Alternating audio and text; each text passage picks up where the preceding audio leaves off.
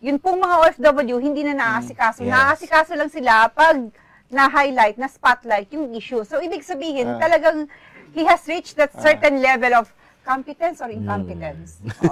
Tanong po yun. Tanong yun, question. Tsaka remember nung last SONA ni Presidente, talagang binigyan din niya na ang puso niya ay para sa mga OFW. In fact, no, parang mga 2 or 3 weeks or a month ago, nagpa-concert pa si First Lady para sa mga OFW, no, in honor of the OFWs and for the OFWs. Kaya nga, ang ating tanong ngayon is, mukhang overstaying, saka to borrow your word, no, jaded na ho si Secretary Kakdak, at saka parang napakarami ng dumaan ng mga iskandalo na sinasalo niya lang.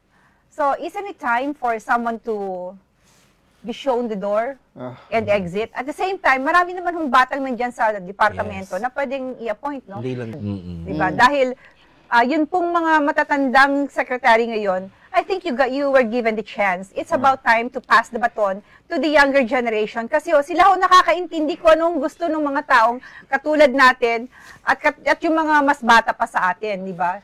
Sila ang in touch with reality at the same time, sila po yung mga meron pang energy. Kasi sabi ko nga, dahil matagal na nagtatrabaho at nagsisilbi sa gobyerno, parang wala lang. So, you're just there coasting along, tumatakbo yung departamento by sheer momentum, para lang hubang yung grandfather's clock, pag ganyan-ganyan lang siya, di ba?